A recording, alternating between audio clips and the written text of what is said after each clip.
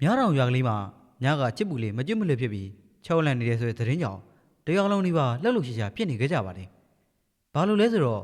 ့ညကတစ်ဆက်တည်းအုံးမောင်နဲ့တကြီးတို့ဆရာတပည့်ရှေ့စင်နောက်ဆက်အချောက်ခံလိုက်လို့ပဲဖြစ်ပါတယ်။ပထမအုံးမောင်ကိုခြောက်တယ်။ပြီးတော့မောင်ကုန်းရွာတကြီးရဲလည်မှာလူမွေးရသတင်းမိတ်အလဘတလဘစကားတွေပြောဆိုပြီးမိုးချုံမှပြန်လာတဲ့တကြီးဦးဆံမနဲ့ဦးဆန်တွေကိုခြောက်တယ်။သူတို့အားလုံးပြောကြတာကတော့တကုံလုံးအမွှေးမြင်တွေထူထပ်နေပြီးလက်သေးရှိရှိ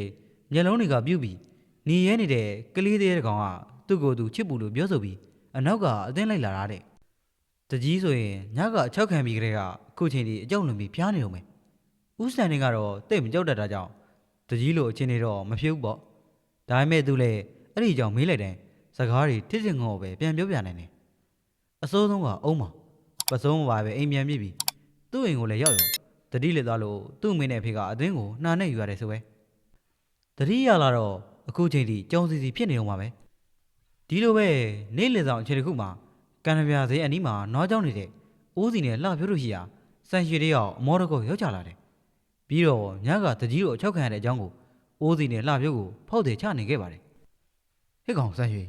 မင်းကဟိုရဟုတ်လို့လားကွာငါတို့ရွာထဲမှာဘယ်တော့မှတဲရဲချောက်တယ်ဆိုတာငါဖြစ်မကြောက်ဘူးသေးဘူး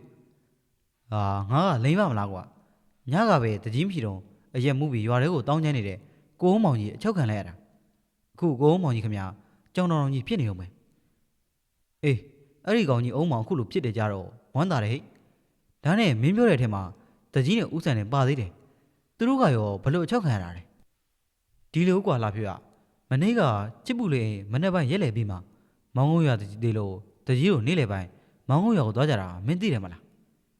အေးသိရလေကွာအဲ့တော့ဘာဖြစ်လဲ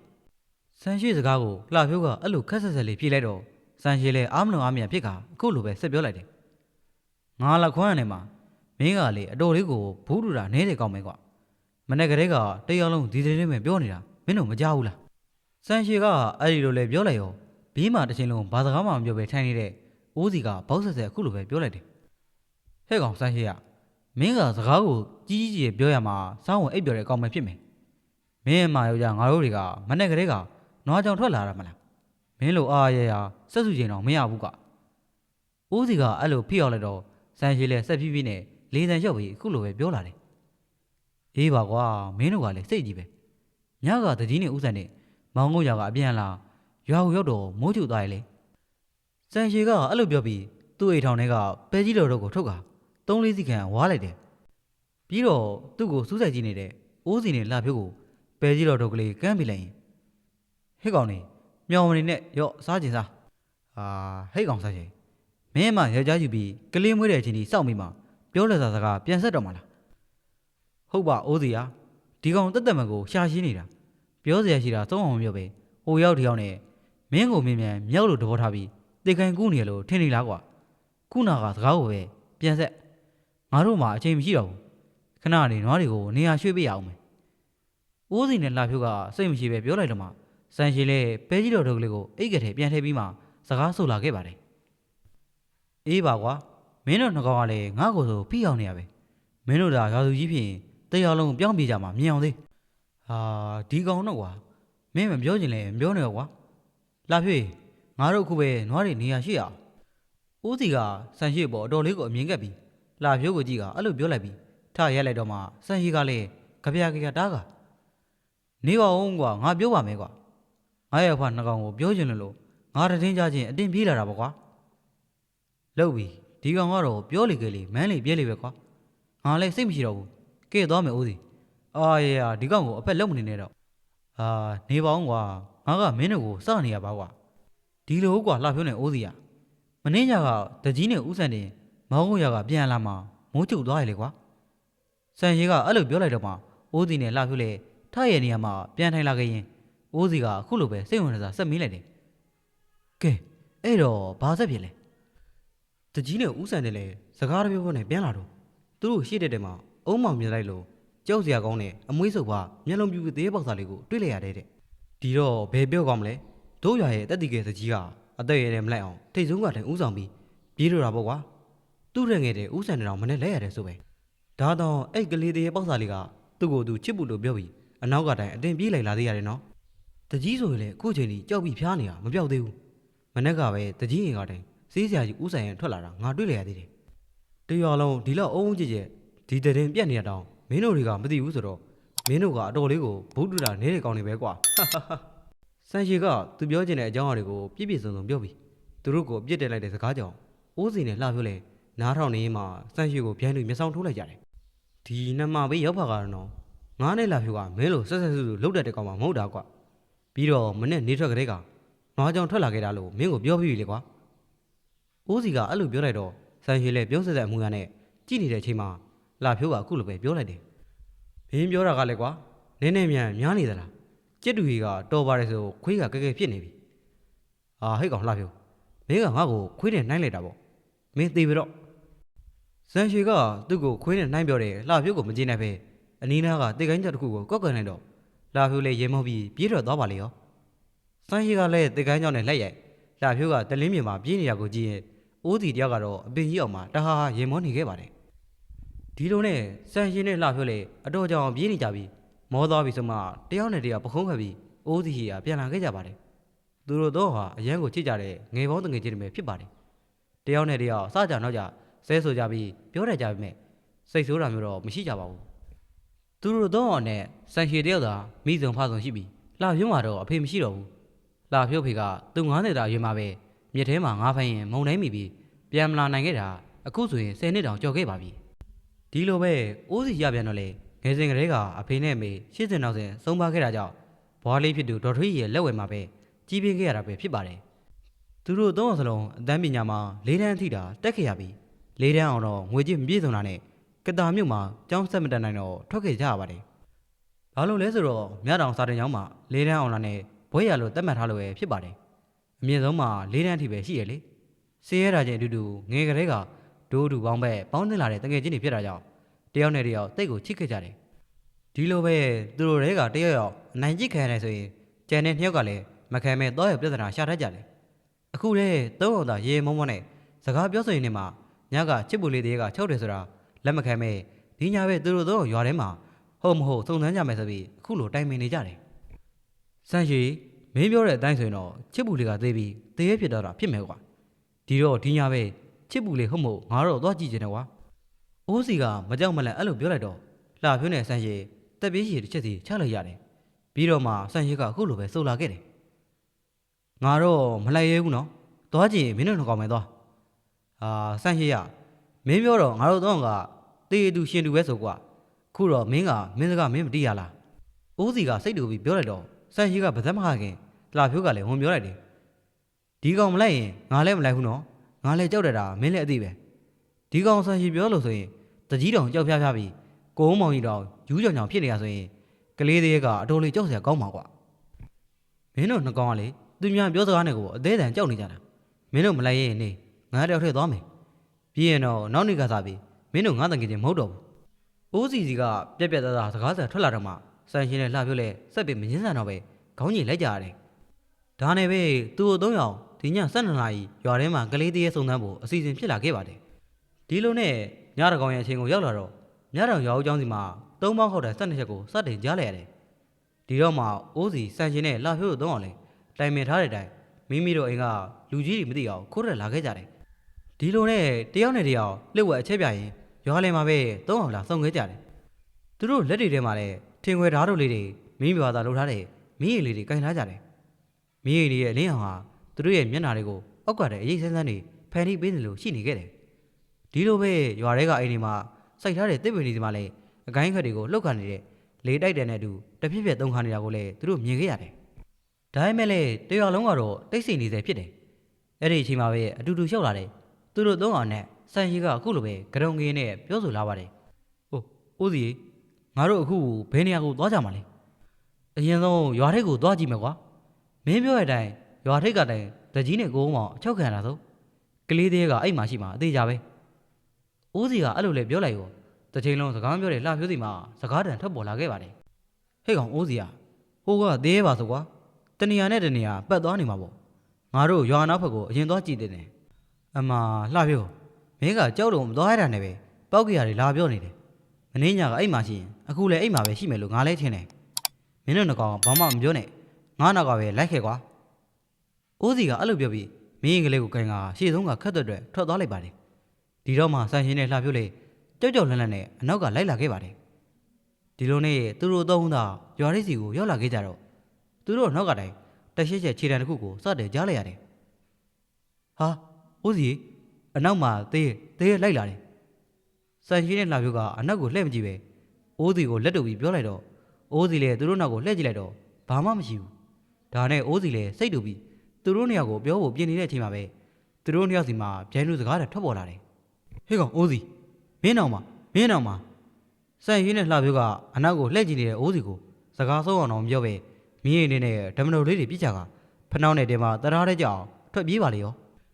ဒီတော့မှအိုးစီလည်းသူ့အနောက်မှာအရေးတစ်ခုနဲ့တူအေးစစ်တဲ့လေးတွေရဲ့အထီတွေကိုခံစားပြီးတကောလုံးကြက်တိမင်းချင်းတွေထလာခဲ့ပါတယ်ဒါနဲ့မကြောက်တဲ့အိုးစီလည်းအနောက်ကိုလှည့်ကြည့်လိုက်တယ်အိုးစီရဲ့မျက်လုံးတွေကျေသွားတယ်သူနဲ့စေပေကအကွာမှာအမွှေးမြင်တွေထူထပ်နေတဲ့ကြောက်စရာအသွင်မြေရှိတယ်အကောင်တစ်ကောင်ရက်နေတယ်မင်းရောင်ထဲမှာထိုကောင်ရဲ့ပုံစံကိုအတိအကျမြင်နေရတယ်ဆန်ရှင်နဲ့ရွာတွေကပြောနေကြတဲ့အတိုင်းပဲတကောလုံးအမွှေးမြင်တွေထူထပ်နေပြီးမျက်လုံးတွေကကြီးမားပြီးနေရဲနေတယ်လက်သေးတွေကလည်းတရောင်ငှက်မြာတိအောက်ကိုရှည်ကျနေတယ်မျက်နှာတစ်ခုလုံးကလည်းအဖုတစ်တင်နဲ့ရုပ်ပြစင်းပြကြီးဒါပေမဲ့အဲ့ဒီကြောက်မှဖွယ်မျက်နှာကြီးနဲ့သူ့ကိုပြုံးပြနေတယ်အဲ့ဒီအပြုံးကပုံမှန်ကလေးတယောက်ရဲ့ပြုံးရမျိုးမဟုတ်ဘူးပါဇက်ကတထွာခန့်မျက်နှာအပြင်းနဲ့မလိုက်အောင်ကြေပြတ်နေတယ်ဒါပေမဲ့မျက်လုံးတွေထဲမှာတော့မျက်ရည်တွေစီးကြနေတယ်ကိုကြီးအိုးစီသားကိုကူညီပါသူ့အတန်ကြီးကတိတ်ဆိတ်နေတဲ့ညလည်းမှာစူးချသာထွက်ပေါ်လာပြီးလွန်စွာမှသွေးပြက်ဖွယ်ရကောင်းတော့အကွက်စူးနေတယ်ဒီတော့မကြောက်တတ်တဲ့အိုးစီတော်မှကြက်ရီးတွေတစ်ဖြည်းဖြည်းထလာခဲ့တယ်ဒါပေမဲ့လည်းဟန်မပြက်ဆက်ထင်းရင်အခုလိုပဲမေးလိုက်တယ်မင်းကဘာကောင်းကြီးလဲသားကချစ်ပူလေးလေသားကိုမှတ်မိဘူးလာ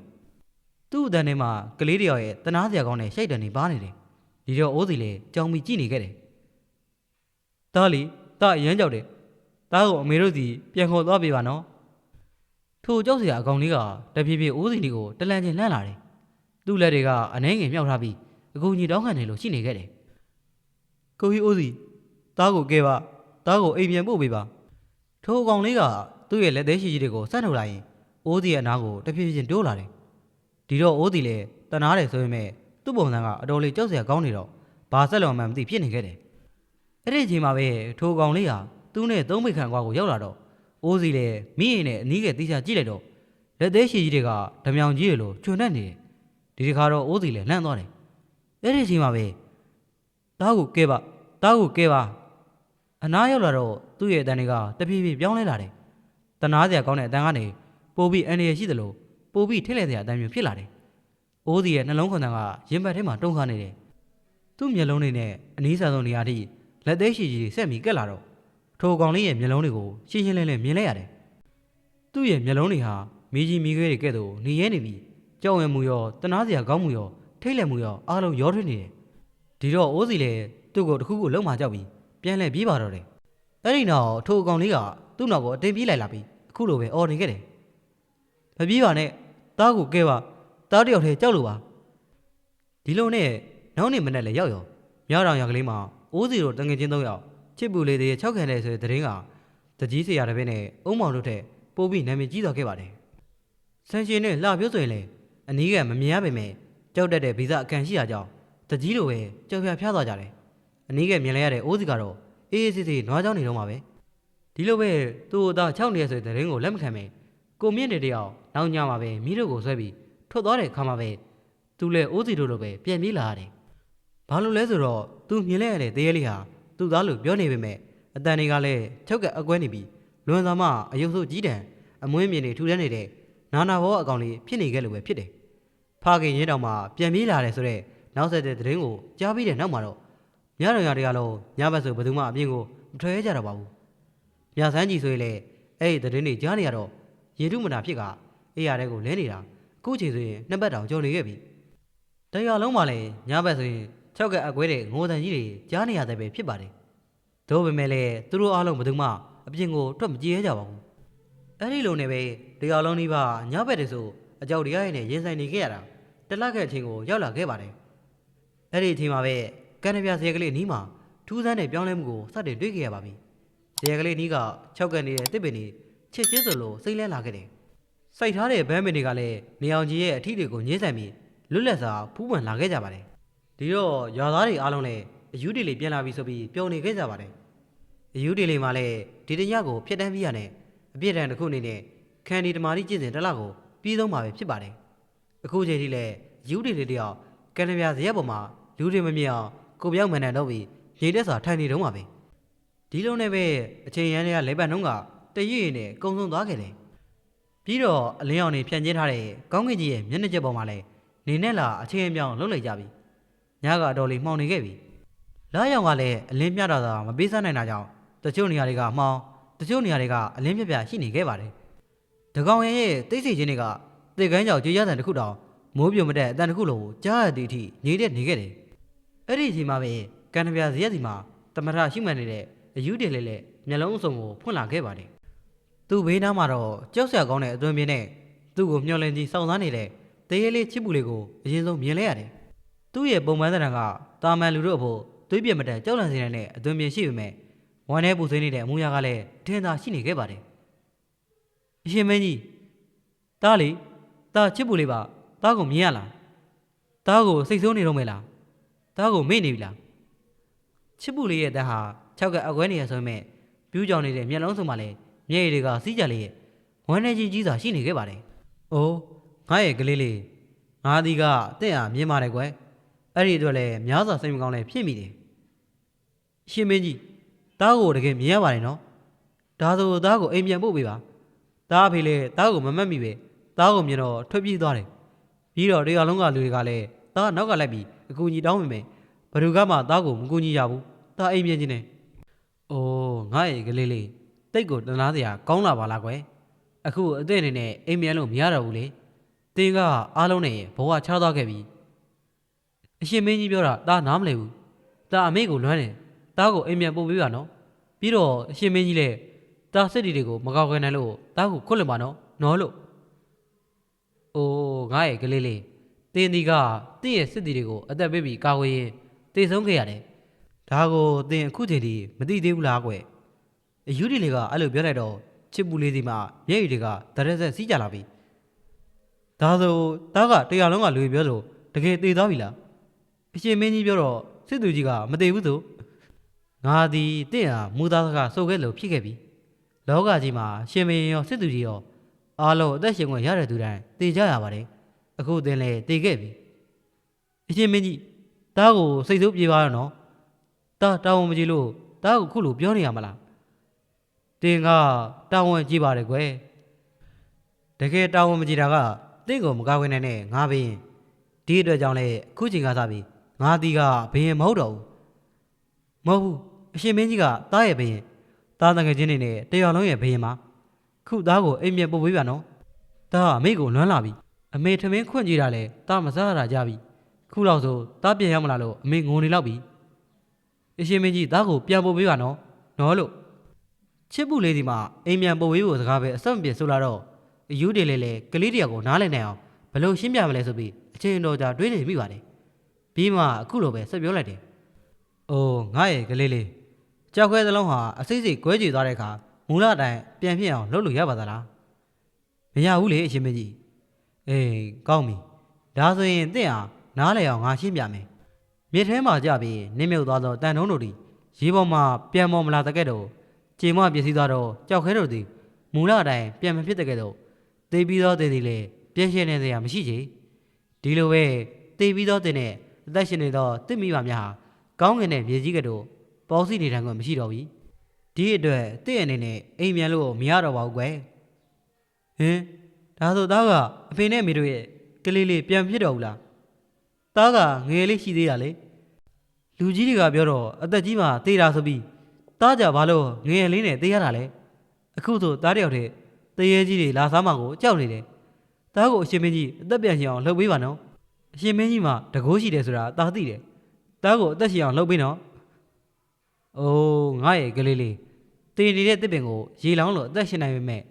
သေတော်သူစီကလောကမှာတကိုးရှိသောဖျားရှင်တော်မှာပြန်ရှင်အောင်လှုပ်ပေးလို့မရဘူးကွငါဒီကတင့်ဟာအသက်ပြန်ရှင်အောင်လှုပ်မပေးနိုင်ပေမဲ့အခုလိုတင်တယောက်တည်းသေရဲကြီးတွေကြောက်လန့်နေတဲ့ဘဝကလှုပ်အောင်တော့လှုပ်ပေးနိုင်ပါတယ်ကွယ် ဒါဆိုလေတားကိုတယောက်တည်းမထားခင်မှာနဲ့အရှင်မင်းကြီးတာအရှင်မင်းကြီးရဲ့စစ်သူကြီးဖြစ်ချင်သေးတယ်တားကိုအသက်ရှင်အောင်လုံမေးနိုင်တော့မှတားကိုအရှင်မင်းကြီးနဲ့တော့အတူနေခွင့်ပေးပါနော်နော်လို့ချစ်ဘူးလေးဒီမှာကလေးတယောက်ရဲ့ဖြစ်ချင်တဲ့ဆန္ဒလေးတွေပဲအဆက်မပြတ်ပြောနေတော့အယူတွေလေးလည်းတပြေးတစ်ချက်ကိုချက်လိုက်မိပါတယ်ကဲငါရဲ့ကလေးလေးငါဒီလေတင့်မိပါတယ်ကဲ့သို့အသက်ရှင်နေသောသူဖြစ်တယ်ဒီအတွက်ကြောင့်တင့်ဟာငါခေါ်ထားလို့မရဘူးကွဒါပေမဲ့လည်းတင့်ဟာဒီဘဝကြီးကတည်းကလွတ်မြောက်အောင်ကဲတင်ပေးမယ်ပြီးတော့တင့်အနေနဲ့နောက်ဆုံးတင့်မိပိုင်းနဲ့စကားပြောနှုတ်ဆက်အောင်လုပ်ပေးမယ်အဲ့လိုလုပ်ပေးရင်တင်ကားရောငါခဲနေတိုင်းလုပ်နိုင်မလားတားကအရှင်မင်းကြီးရဲ့စစ်သူကြီးပဲလေတားအဖေမေတို့နဲ့အတူမနေရတော့တားပြောတဲ့စကားတွေအမေတို့သိအောင်လုပ်ပေးရင်တားအရှင်မင်းကြီးပြောတဲ့အတိုင်းလုပ်ပါမယ်ကဲဒါဆိုကောင်းပြီငါ့ရဲ့ကလေးလေးမနေ့ကျရင်ငါကိုယ်တိုင်တင့်မိပါရသည်တင့်ကိုနောက်ဆုံးခေါ်သွားပေးမယ်တင်ပြောချင်တဲ့စကားတွေပြောခွင့်ရအောင်လုပ်ပေးမယ်တင့်အနေနဲ့အဲ့ချိန်ကျရင်ငါစကားကိုနားထောင်ပြီးငါခိုင်းတဲ့အတိုင်းလုပ်မယ်လို့ဂတိပေးပါတာဂတိပေးပါတယ်အရှင်မင်းကြီးချစ်ဖို့လေးဒီမှာအဲ့ဒီလိုပြောလိုက်တော့အယူတီလေးရဲ့မျက်နှာမှာစိတ်မသက်မသာအမူအရာတွေကြောင့်အပြုံးတပွဲခုန်နာလာခဲ့ပါတယ်ပြီးတော့အယူတီလေးလည်းတစ်ဆက်ထဲမှာပဲချစ်ဖို့လေးကိုဒီညဘယ်မှမသွားပဲဇရက်မှနေဖို့သတိပေးပြီးတစ်ဖက်ကိုလက်ကအိတ်ဆက်နားကိုလိုက်ပါတော့တယ်ဒီလိုနဲ့မနက်ကင်းနေအောင်ကြီးစိုးစိုးပြေပြေနဲ့အတူမြတော်ရကလေးတွေပုံမှန်တိုင်းနိုးရလာခဲ့ပါပြီသို့တော့ယနေ့မနက်ကင်းတွင်ထူးခြားမှုတစ်ခုရှိနေခဲ့တယ်ရွာအနောက်အဆွန်ဆုံးကန်တပြဇဲမှနေတဲ့အယူတီလေးဟာရွာထဲဝင်ပေါက်မှသစဉ်တလန်းချင်းဝင်ရောက်လာနေလို့ပဲဖြစ်ပါတယ်ဒီတစ်ခါသူထွက်ပေါ်လာပုံကအရင်ချိန်နဲ့မတူပဲတာမန်လူတယောက်လိုအေးစိတ်တည်ငြိမ်နေခဲ့ပါတယ်ကျေးဇူးရှင်အယူတီလေးကြီးပြန်လာပြီဟုတ်လားတကယ်လားတရားလုံးကတကြီးဥဆန်ပါအပါဝင်အားလုံးမှလည်းအယူတီလေးပြန်ရောက်လာတော့ဝမ်းသာအားရကြိုးစုံနေခဲ့ကြတယ်ခါတိုင်းသူတို့အနေနဲ့ကန်တပြဇဲမှာအယူတီလေးကိုမတွေ့ရတာဟာအယူတီလေးကတလတာအပြစ်ဒဏ်နေနဲ့ကိုပြောင်းမှန်တယ်ကိုရွတ်ဆိုပြီးခန်နီတမာတိကျင့်စဉ်ကျင့်နေခဲ့ရလို့ပဲဖြစ်ပါတယ်ခန်နီတမာတိကျင့်စဉ်ဆိုတာကတော့ခန်နီစိတ်ဆင်းရဲခြင်းဒုက္ခမျိုးမျိုးနာကြီးမုန်းတီးပျက်စီးမှုမှန်သမျှမတုံမလို့ကြောက်စဲရုပ်ကဲ့သို့ငြိမ်သက်စွာသိခံနိုင်ခြင်းတမာတိဆိုတာကတော့စိတ်ကိုအစဉ်ကျဲသောတည်ခြင်းအောင်ထိချုံနိုင်တဲ့သဘောမျိုးကိုတက်ရောက်တယ်ဒီတော့ခန်နီဆိုတဲ့သိခံနိုင်ခြင်းကိုတမာတိဆိုတဲ့စိတ်ရဲ့စင်ကြယ်မှုနဲ့ပေါင်းစပ်လိုက်တဲ့အခါတောင်မျိုးတော်လေးကြောက်ခဲမဖြုံတဲ့ကဲ့သို့အရာအလုံးကိုခုလွန်နားလည်နိုင်တဲ့အဆင့်ကိုရရှိခဲ့ပါတယ်အယူတီလေးဟာချစ်ပူလေးတဲ့နဲ့အမျက်ဒေါသလေးအောင်သိမခတ်တတ်ပဲအမားတွေလုံးပြီလို့မဟာမြိုင်ဆရာတော်ကိုယ်တိုင်ကြောက်လာပြီးဝသိန်းတို့ကလေးကိုသိန်းကခန်ဒီတမာတိအဆင့်မြင့်တယ်ပေးလိုက်ခြင်းဖြစ်ပါတယ်အခုတော့အယူတီလေးရဲ့မျက်နှာမှာဒေါသလောဘမောဟအရေးအောင်များကင်းမဲ့နေတော့လေတင်ကြီးနဲ့ခြေလန်းတို့ကဝမ်းထဲမှုအသွင်ကိုစောင့်နေခဲ့ပါတယ်ဘာလို့လဲဆိုရင်အရင်ကဆိုခုံပေါက်ပြီးရွာထဲကိုဝင်လာတဲ့လူပဲဖြစ်ပါတယ်အခုလေအယူတီလေးတယောက်ရွာထဲကိုဝင်လာတဲ့အချိန်မှာလူကြီးများမျက်နှာတွေပျော်ရွှင်မှုများထင်ရနေကြတယ်။သို့ပေမဲ့ကလေးငယ်များရဲ့မျက်နှာများမှမူထို့သို့မဟုတ်ကြောက်ရွံ့မှုတချို့တော့ဝက်နဲ့ဒေါသအရိပ်တွေတက်နေခဲ့တယ်။ဒီယူကြီးကစိုးတယ်။သူကဘေးရမဟုတ်ဘူး။သူကချစ်ပူလေးကိုတတ်တယ်။ချစ်ပူလေးမိကသူကငါတို့ရဲ့တငယ်ချင်းချစ်ပူလေးကိုတတ်လိုက်တာတဲ့။သူ့ကိုအဝန်မခံနဲ့ဟဲ့။ကလေးငယ်များသည်အယူတွေလေးကိုကြည့်ရင်မုန်းတီတော့ကြည်များဖြင့်အဲ့လိုပြောဆိုနေကြတယ်။တချို့ကလေးငယ်များကကြောက်ခဲငလေးများကိုကောက်ယူတာပြစ်ဖို့ရွေနေကြတယ်အဲ့ဒီချိန်မှာပဲသူတို့မိဘတွေကအတင်ဆွဲယူရသလိုတကြီးဥဆန်မှလည်းကလေးတွေကိုဒေါသတွေကြီးပြောဆိုတာမိရတယ်ဟေ့ကလေးတွေတယောက်မှအယူတွေလေးကိုမထိနဲ့ထိတဲ့ကလေးမှန်သမျှငါအကြောင်းသိမယ်အယူတွေလေးကငါတို့ရွာကိုကာကွယ်ပေးရလူချစ်ပူလေးမိကအထင်လဲပြီးအဲ့ဒီလိုပြောနေတာတကြီးကအဲ့လိုပြောပြီးလေးတန်းမဟင်းရတဲ့တော့မှကလေးတွေလည်းငြိမ်ချသွားခဲ့တယ်အယူတွေလေးကတော့ဘယ်သူမှစကားမပြောသူ့ရဲ့မျက်နှာတွင်မွမ်းထဲမှုအနေငယ်ထရနေတော့လေချစ်ပူလေးရဲ့အိမ်စီတို့ဆက်လက်ရှောင်လန်းသွားခဲ့တယ်သူ့အနောက်မှာလည်းတရားလုံးနှိပါလိုက်ပါလာကြတယ်ဒီလိုနဲ့ယူရီလေးတယောက်ချစ်ပူလေးရဲ့အိမ်ရှိတို့ရောက်တဲ့အခါမြတ်စန်းကြီးဟာအိမ်ရှိအပေါက်ဝတဲ့ထိုင်နေပြီးလက်ထဲတွေချစ်ပူလေးရဲ့အင်ကြီးဟောင်းလေးကိုကင်ထားကမျက်ရည်များစီးကြနေတယ်ဒီတော့ယူရီလေးကလည်းသူ့နာမည်ကိုခေါ်လိုက်တယ်မြတ်စန်းကြီးယူရီလေးအဲ့လိုခေါ်လိုက်တော့မြတ်စန်းကြီးလည်းလှည့်ကြည့်လိုက်ပြီးမျက်လုံးများကကြေလာခဲ့တယ်ပြီးနောက်ရုတ်တရက်ဝမ်းနဲ့ငိုချင်းနေရမှာဒေါသထွက်လာတယ်နင်းကဘာလာလို့တာလဲနင်းစကားကြောင့်ငါသားသေးရတာထွက်သွားငါအိမ်ကနေထွက်သွားဘယ်တော့မှအိမ်ရှိတောင်ဖြတ်မချောင်းနဲ့နင်းလိုယူကိုငါမုန်းတယ်ညာစန်းကြီးကအဲ့လိုပြောပြီးချစ်ပူလေးအဝလေးတွေဘေးမှာချကထားရလာပြီးသူမရဲ့မျက်လုံးများကဒေါသဝမ်းနဲ့မှုနာကျင်မှုတို့ရောရင်းနေခဲ့တယ်အဲ့ဒီအချိန်မှာပဲကိုမြင့်နေလေအိမ်ထဲကတိုင်ကြပြာထွက်လာပြီး အိမ်ဘောကညာစန်းကြီးရဲ့ခန္ဓာကိုယ်ကိုလဲမကြောက်အောင်ထိန်းထားရပါတယ်ညာစန်းကြီးစိတ်ထိန်အခုမင်းနေကောင်းသေးတာမဟုတ်ဘူးကိုမြင့်နဲ့ရှင်အခုပဲအိမ်ဘောကအဲ့ယူကိုမောင်းထုတ်မလားကျမသေးတာကြည့်မလားဒါပဲပြောအိုးညာစန်းကြီးမိခင်တယောက်အနေနဲ့တင်းဒီတင်းသားကိုချစ်တဲ့စိတ်နဲ့အမောင်ဖုံးနေခဲ့ပါလားငါဒီတင်းသားကိုတတ်သူမဟုတ်တို့တော့ငါအခုလာတာကတင်းသားနဲ့နောက်ဆုံးစကားပြောဆိုခွင့်ရအောင်ကူညီပေးမလို့ပါယူဒီလေအဲ့လိုပြောလိုက်တော့ဒေါရထွက်နေတဲ့မြတ်ဆန်းကြီးမျက်နှာအနှင်းငယ်ပြေရောက်သွားခဲ့တယ်တို့ပေမဲ့လည်းကိုမြင့်တွေကတော့ဘာကွာမင်းကဘာပြောနေရလဲမင်းတင်ပေးတဲ့တန်ဖိုးရှိတဲ့စကားတွေကြောင့်ငါတားသေးသွားပြီမင်းစကားကိုငါတို့မယုံဘူးထွက်သွားစမ်းတကြီးခမည်းတော်ဒီယူကိုခုံမသွားရင်ကျုပ်သူ့ကိုတတ်မှာနော်စိတ်ကိုထိန်းကြပါဟုတ်ပါတယ်ငါရဲ့ကလေးလေးတင်းတို့သားလေးဟာတည်သွားခဲ့ပါပြီသို့တော့အခုသူဟာငါနဲ့တူလိုက်လာခဲ့တယ်မကျွတ်မလွတ်ဘောဘွားနဲ့တင်းတို့ဟာတန်းတာလမ်းဆက်နေတယ်အခုငါလာသည်ကတင်းတို့သားကိုနောက်ဆုံးအနေနဲ့တွေ့ခွင့်ပေးပြီးသူ့ဘဝကိုကောင်းဖို့အရေးဖြည့်ဆည်းပေးဖို့အနေနဲ့ပါအယူတလီရဲ့စကားကိုကြားရတဲ့အခါမြဆန်းကြီးနဲ့ကွန်မြင့်တွေလိုနှစ်ယောက်လုံးမျက်နှာမှာဒေါရစိတ်တွေပြက်ကွယ်သွားပြီးဝမ်းနေခြင်းအငွေ့တွေတပံထိုးထွက်လာခဲ့ပါတယ်ရှေ့ပြောတာတကယ်လားသားကိုတွေ့အောင်ကူညီပေးမယ်စေရှင့်ကိုအိမ်ထဲဝင်ခွင့်ပေးမယ်မှန်ပါတယ်ငါဒီက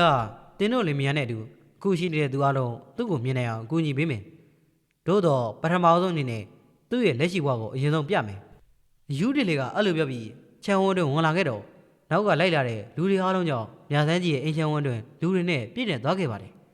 ထို့အတူချစ်ပူလေးချုပ်တာခံလိုက်ရတဲ့အုံးမောင်အိုးစီစံရွှေလှဖြိုးတို့ကလည်းရှေ့ဆုံးကရောက်နေပါတယ်အားလုံးရဲ့မျက်လုံးများဟာလည်းယူဒီလေဘော်တို့စိတ်ကြည်နေကြတယ်ဒီအချိန်မှာပဲယူဒီလေကခြံဝန်းလယ်တွင်ရက်နေပြီးလက်နှစ်ဖက်ကိုမြောက်ကမန်တန်တစ်ဖက်ကိုရွတ်ဆိုလိုက်ရာတပြေးပြေးပတ်ဝန်းကျင်မှာအေးမြလာပြီးလေးတိုက်တယ်များပျောက်ကွယ်တော့ကရင်းတက်သွားခဲ့ပါတယ်အဲ့ဒီနောက်ယူဒီလေရဲ့ဘေးမှာတကောလုံးအမွှေးမြင်တွေထူထမ်းနေပြီး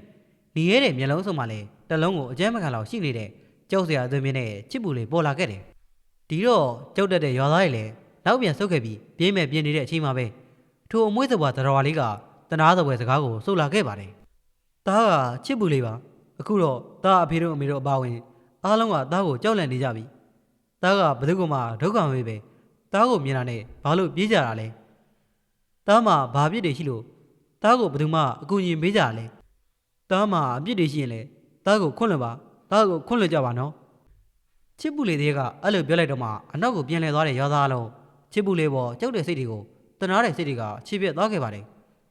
အဲ့ဒီချိန်မှာပဲချစ်ပူလေးကသူ့အမေနဲ့အဖေဘက်ကိုလှည့်ကတကယ်တော့တားလေညဘက်တွေဆိုကြောက်စရာကောင်းတဲ့တေးရဲကြီးတွေလိုက်တာခံနေရတယ်တားအဖေတို့အမေတို့နဲ့အားလုံးတင်းချိုင်းကိုရောက်လာခဲ့တဲ့ကတားအနားမှာရှိနေတယ်တားစကားတွေအများကြီးပြောနေခဲ့တယ်အမေကလည်းတားကိုမကြည့်ဘူးအဖေကလည်းတားစကားကိုနားမထောင်ဘူးတားတိတ်ဝမ်းနေတာပဲတားအယမ်းဝမ်းတာပဲအမေရဲ့အမေကအရင်တုန်းကဆိုတားကိုမြင်တားကိုအပြုံးနဲ့စီးကြိုတယ်အဲ့ဒီနေ့ကအမေရှိမှတားရက်ပြနေတော့အမေသားကိုပြုံးမပြဘူးအမေသားကိုမချစ်တော်လို့လားအမလေးအမေသားလေးအဖြစ်ဆိုးလာကြီးလားအမေကသားကိုတကယ်မမြင်လို့ပါသားရဲ့တကယ်လို့အမေသားကိုမြင်တခါတည်းအိမ်ပြန်ခေါ်သွားမှာပေါ့အမေသားလေးရဲ့မြောင်စန်းကြီးတဲ့အဲ့လိုဝမ်းနေစာပြပြီးချစ်ပူလေနာမကြောက်မလန့်တုတ်ကတ်လာခဲ့ပါတယ်အဲ့ဒီအချိန်မှာပဲအယူတလေးလေချစ်ပူရဲ့ခေါင်းကိုတစ်ချက်ပုတ်လိုက်ရာလူဘွားတုံးကအပြစ်ကင်းစင်နဲ့ချစ်ပူလေဖြစ်တော့ပြောင်းလဲသွားခဲ့ပါတယ်ဒီတော့မြောင်စန်းကြီးလေသူ့သားကိုအသိပြည့်ဖက်တယ်ချစ်ပူလေးရဲ့ခန္ဓာကိုယ်ကိုဖျက်ကျော်ပြီးသူမှဖက်မရဘူးအဲ့ဒီအချိန်မှာပဲချစ်ပူလေးကသူ့မေရဲ့မျက်လုံးစုံကိုစူးစိုက်ကြည့်အမေတားလေညဘက်ဆိုတရေကြီးတွေလိုက်လို့တညာလုံးပတ်ပြေးနေရတယ်တင်ကြံကုန်ကြီးထဲမှာတားတယောက်တည်းတားကိုဘသူလာခေါ်မလဲဘသူလာခံမလဲဆိုပြီးစောင့်နေရတယ်တားလေကြောက်လွန်းလို့တကောလုံးတုံဆိုင်နေရပဲသိလားပြီးတော့တင်ကြံကုန်ကြီးထဲမှာအရိုးကြောင်လူသားတွေရှိတယ်ညဆိုရင်သူတို့ကထလာပြီးတားနောက်ကိုလိုက်ကြတယ်ပြီးတော့အမွှေးစုပ်ပါတရေကြီးတွေကလည်းအများကြီးပဲသူတို့ကတားကိုစားကြည့်နေကြတာတားလေတယောက်တည်းအရန်ကိုကြောက်နေကြတာအမေရဲ့အမေသားလေးရဲ့ဒီလောက်ဆိုငါသားလေးအတော်လေးကြောက်နေမယ်ဆိုတာအမေသိပါ යි ကွယ်အဲ့ဒါအမေအပြစ်သားကိုမမြင်ရတဲ့အမေရဲ့အပြစ်တွေပါကွယ်အခုလေအရန်ကြောက်နေတဲ့အမေသားလေးကိုအမေလေးအားရပါရဖတ်ထားခြင်းပဲငါသားလေးကိုအမေဖက်မရတော့ဘူးအမေလည်းသားလေးကိုစုံရှုံပြီးကြတဲ့ကနေတိုင်းသားလေးကိုလွမ်းနေရပါသားလေးရဲ့အမေကိုဖက်ခွင့်ပြုပါနော်ညာစန်းကြီးကသူ့သားချစ်ပူလေးရဲ့စကားတွေကိုနားထောင်ရင်ဝမ်းနဲ့ပူဆွေးစာနဲ့မြေပြင်ပေါ်မှာစောက်ကြောင်ထိုင်ကရှိတ်ပြီးငိုကြွေးနေခဲ့ပါတယ်အဲ့ဒီချိန်မှာပဲအယူတွေလေးလည်းနောက်ဆုံးနေနဲ့သူတို့သားသမီးကိုဖက်လို့ရအောင်အခုလိုပဲအမိတ်ပြန်လိုက်တယ်ဟဲ့ဝိညာဉ်ခန္ဓာစီငါရဲ့အမိတ်နဲ့ မနုဿကျိုးနဲ့ခက်တာခဏစက်ကွန်ပေးလိုက်နောက်ဆုံးအချိန်မြသူတို့သားမိထိကိုရစေသတည်းယူဒီလေးရဲ့အမိနဲ့အဆုံးပါပဲ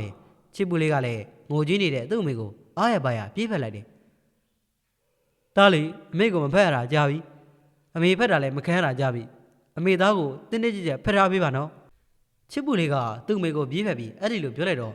မြာစန်းကြီးလည်းသူ့သားကိုတင်းတင်းကြပ်ကြပ်ဖက်ထားရင်သူ့သားရဲ့နဖူးပြင်လေးတွေပါးလေးတွေကိုမျက်ရည်တွေကြားကတရှိချုံနှမ်းချင်နေခဲ့ပါတယ်အဲ့ဒီချိန်မှာပဲသူ့အမေကိုဖက်ထားတဲ့ချစ်ပူလေးကသူ့ဖေရှိရမျက်နှာမူလိုက်ပြီးအဖေကသားကိုအမေလို့မချစ်ဘူးလားသားရွာထိပ်မှာအဖေကိုမြင်တော့သားလေဝမ်းသာရပြေးလာခဲ့တယ်ဒါကိုအဖေကသားကိုမဆောင်ပဲပြစ်ထားခဲ့တယ်သားမှာအပြစ်ရှိရလဲခွတ်လို့ပါအဖေရဲ့ကို့အဖေကတော့စွန့်ပြစ်တာခင်ရတော့သားအယံဝဲနေတာပဲအဖေရဲ့သားငါသားလေးသူ့သားကအဲ့ဒီလိုပြောလာတော့သူကြောက်လန့်ပြီးပြေးတာသူ့သားလေးမှသိလာတော့ကိုမြင့်တယ်လေဒူးတော်ကမျက်ရည်များကျလာခဲ့တယ်တကယ်တော့အဖေကိုမြင်တော့သားကိုလာခေါ်တာထင်ပြီးပြောပြီးပြေးလာခဲ့တာပါသားအဖေတို့ကိုအရန်လောနေသားကအိမ်ပြေးခြင်းနဲ့အမေထမင်းခွန့်ကြည့်တာလေးတွေကိုလည်းစားခြင်းနဲ့အမေရဲ့ရင်ခွင်ထဲမှာအိတ်ခြင်းနဲ့သားကညဘက်တွေဆိုအရန်ကြောက်တယ်အဲ့ဒီအချိန်တုန်းကဆိုတဲရဲကြီးတွေသားကိုလာစားမှအရန်ကြောက်နေတယ်ပြီးတော့တရားလုံးကလည်းသားကအကူကြီးတောင်းတဲ့အခါဘယ်သူမှမကူညီကြဘူးသားကိုပြစ်ထားပြီးပြေးကြတယ်ချစ်ပူလေးကတကြီးအုံးမောင်အိုးစီတို့စီကိုလှည့်ကြည့်လိုက်တယ်ဒီတခါတော့သူ့ရဲ့မျက်နှာများတွင်ဝမ်းနေမှုတဲ့နောင်နာများထင်ရနေတယ်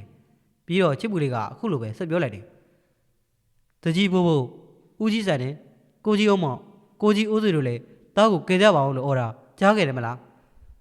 းချစ်ပူလေးကအဲ့လိုပြောလိုက်တော့တကြီးဦးဆောင်ကလည်းမျက်ရည်များဖြင့်တုံရင်ပြောလိုက်တယ်သားချစ်ပူလေးဘိုးမင်းကိုမကယ်နိုင်ခဲ့လို့နောင်တော့ရပါတယ်ကွယ်ပြီးတော့သားကနေတိုင်းအိမ်ကိုလာကြည့်တယ်အိမ်ပေါက်မှရက်ပြီးအမေသားဒီမှာပါလို့အော်တာအမေကသားကိုမမြင်ဘူးဒီလိုပဲအဖေသားကိုကြည့်ပါအောင်လို့ပြောတာအဖေကလည်းထွက်မလာခဲ့ဘူးအခုတော့သားသိသွားပြီသားကသိသွားပြီဆိုတာသားကအိမ်ပြန်လို့မရတော့ဘူးဆိုတာအရှင်မင်းကြီးပြောလို့သားသိခဲ့ပြီချစ်ပူလေးကအဲ့ဒီလိုဆိုလာတော့မြဆန်းကြီးလည်းချစ်ပူလေးကိုတင်းတင်းကြပ်ကြပ်ဖက်ကအားရပါရငုံနေခဲ့ပါတယ်အမေမငိုပါနဲ့ချစ်ပူလေးကသူ့မေရဲ့မျက်ရည်များကိုတုပ်ပေးလိုက်တယ်အမေနောက်ထပ်မငိုရတော့ဘူးနော်သားလည်းနောက်ထပ်အခုလိုအမေကိုမျက်ရည်တုံပေးနိုင်တော့ဘူးသားအခုအားလုံးကိုနှုတ်ဆက်ပြီးသွားရတော့မယ်ဆိုတာသိသွားပြီတကယ်တော့အရှင်မင်းကြီးကအမေတို့သားကိုပြစ်ထားတဲ့အချိန်မှာသားကိုကယ်တင်ပေးခဲ့တာပါအမေရဲ့သားကိုတင်းချိုင်းကုန်းကြီးတွေကခေါ်ထုတ်ခဲ့တယ်ပြီးတော့အရှင်မင်းကြီးကသားကိုပိုကောင်းတဲ့ဘဝကိုပို့ပေးမယ်လို့ဂရုပေးထားတယ်သားရဲ့နောက်ဆုံးဆန္ဒလေးတွေရှိတယ်အမေနောက်တစ်ခါသားကိုကြည့်ကျမ်းမာရဲ့ယူဆိုင်တော့အရှင်မင်းကြီးပြောတာသားကနောက်ဘဝလူပြန်ဖြစ်မယ်တဲ့အဲ့ဒီခါကျအမေတို့ဒီသားပြန်လာခဲ့ပြီသားကြိုက်တဲ့ပဲသီးကြော်နဲ့ခရမ်းကြီးတွေအနည်းဟင်းလေးလည်းချက်ထားနော်သားပြန်လာတဲ့ကအမေလည်းနဲ့ခွန့်ကြီးတာလေးပြန်စားကျင်သေးတယ်အဖေကလည်းအလုပ်ဆင်ပြေတဲ့အခါသားပြန်လာတဲ့ကအယုတ်ကလေးတွေသားဆော့ဖို့ဝယ်ထားနော်ချစ်ပူလေးကအဲ့လိုပြောလိုက်တဲ့စကားအဆုံးမှာပဲမြဆန်းကြီးတို့လင်မယားပါဝင်အားလုံးမှလည်းဘာဆက်ပြောလို့ပြောမှမသိအောင်ဖြစ်နေခဲ့တယ်ဒီမှာပဲချစ်ပူလေးကသူ့တငယ်ချင်းတွေဘက်ကိုလှည့်ကြည့်ကစံငွေရှင်းတဲ့မင်းတို့ကစားတဲ့အခါငါတဲ့စစ်သူကြီးနေရာလေးတနေရာခြံထားပေးနော်ငါကမင်းတို့ရဲ့စစ်သူကြီးပဲပြီးတော့ငါရဲ့အရှင်မင်းကြီးစကားကိုလည်းနားထောင်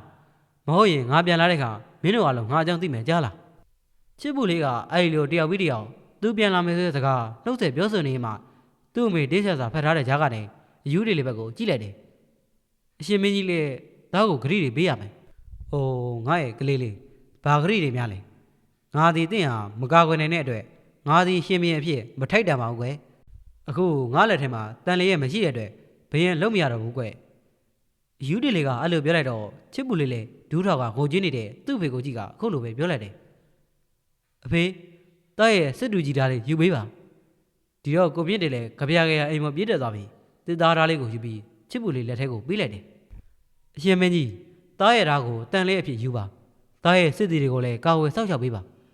တားပြန်လာတဲ့အခါအရှင်မင်းကြီးရဲ့စစ်သူကြီးပြန်လှုပ်ချင်သေးတယ်ကောင်းပြီငါရဲ့ကလေးလေးအခုကစားပြီးငါစစ်သူကြီးပေးထားတဲ့ဓာတ်နဲ့ငါပြင်နန်းပြန်တက်မယ်ကဲပြောစရာတွေရှိသေးလာ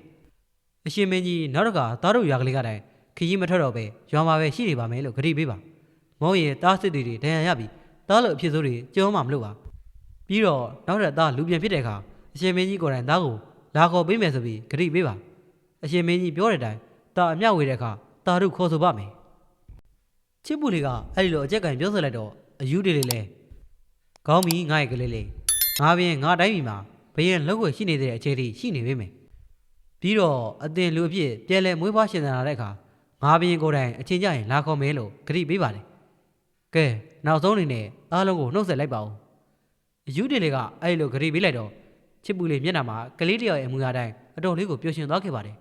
ပြီးတော့ချစ်ပူလေးကနောက်ဆုံးချိန်သူ့ကိုတင်းကျပ်စွာဖက်တယ်ငိုချင်းနေတဲ့သူ့အမေရဲ့သူ့ဖေဘက်ကိုကြည့်ရင်အမေအဖေတားသွားတော့မယ်တားကိုစိတ်မပူပါနဲ့အချိန်နဲ့တားပြန်လာခဲ့မယ်မနေ့ပြန်ကြအရှင်မင်းကြီးပြောလို့တားအတွက်လှုပ်ပြီးရင်တားလူပြန်ဖြစ်မှာပါအမေနဲ့အဖေတားပြန်လာလို့သာစောင့်နေကြပါချစ်ပူလေးကအဲ့လိုပြောဆိုပြီးရွာသားတွေအားလုံးကိုလည်းလက်ပြကသူ့မေရဲ့လက်ထဲကခန္ဓာကိုယ်လေးဟာတဖြည်းဖြည်းမိမ့်မိတော့ကပြက်ွယ်သွားကန်ဒီစိတ်စိတ်မှာပဲနောက်ဆုံးစကားလေးထပ်ပြောခဲ့ပါသေးတယ်အမေအဖေအရှင်မင်းကြီးနဲ့အားလုံးတားကိုခွန့်လွတ်ပါအဲ့ဒီနောက်မှာတော့ချစ်ပူလေးဟာလုံးဝပြက်ွယ်သွားခဲ့ပါတယ်